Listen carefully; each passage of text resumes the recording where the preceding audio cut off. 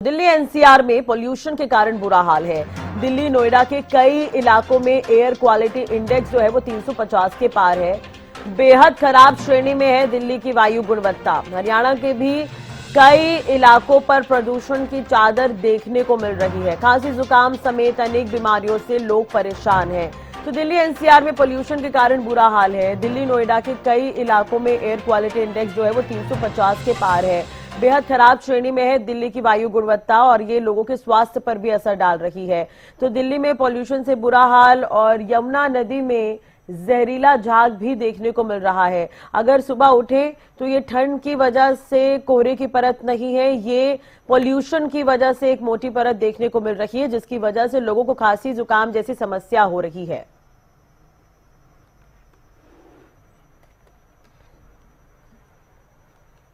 तो बेहद ही खराब श्रेणी में है दिल्ली की वायु गुणवत्ता। और गुरुग्राम में किस तरह के हालात हैं, ज्यादा जानकारी के लिए बात करेंगे। संवाददाता संजय राठौर हमारे साथ जुड़ गए हैं। संजय, एक तरह से देखा जाए तो दिल्ली एनसीआर और हरियाणा के कई इलाकों का बुरा हाल है पोल्यूशन की वजह से। अगर हम बात करते हैं तो गुरुग्राम की, तो यहां पर किस तरह के हालात नजर आ रहे हैं?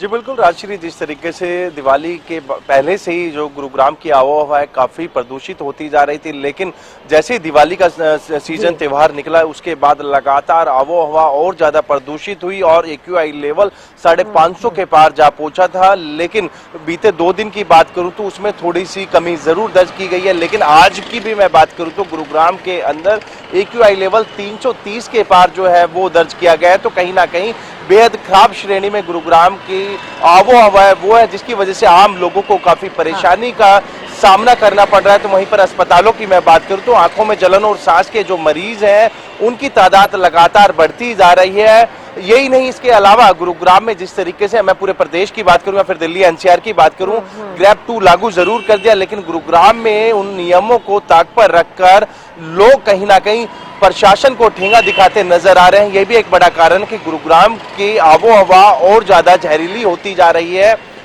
जिला प्रशासन बेशक कितने ही दावे कर रहा हो, हाल ही में मैं बात करूं तो गुरुग्राम के अंदर 4 जनरेटर जो कि डीजल से चलते थे उनको भी सीज किया है और साथ ही साथ करीबन 40 से ज्यादा ऐसे बिल्डर हैं जिनको नोटिस सर्व किया है। लेकिन उसके बावजूद भी धड़ल्ले से गुरुग्राम में निर्माण कार्य चल रहे हैं, तो वहीं पर खुले में पड़े हुए कूड़े के अंदर आग लगा दी जाती है।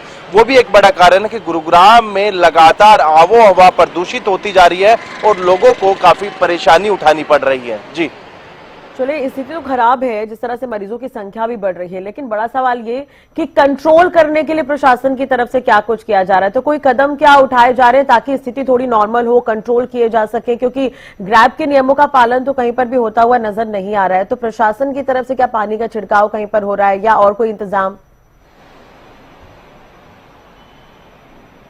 जी बिल्कुल स्वाभाविक सी चीज है, जब ये सीजन आता है तो लाजमी है जिला प्रशासन मुस्तैद जरूर नजर आता है, लेकिन उसके बावजूद कहीं ना कहीं वो दफ्तर में बैठकर जरूर डिसीजन लिए जाते हैं लेकिन धरातल पर नजर नहीं आते। हाल ही में नगर निगम के द्वारा 4 स्मोक गन जो है वो गुरुग्राम को समर्पित की थी, जो कि गुरुग्राम के अलग अलग जोन में जाकर पानी का छिड़काव किया जाएगा। साथ ही साथ रोड साइड जो डस्ट है उस पर भी पानी का छिड़काव किया जाएगा, क्योंकि जब वाहन चलते हैं तो जो रोड साइड मिट्टी होती है वो उड़ती है और वायु के अंदर उसके कण रह जाते हैं, जिसकी वजह से लोगों को काफी परेशानी होती है।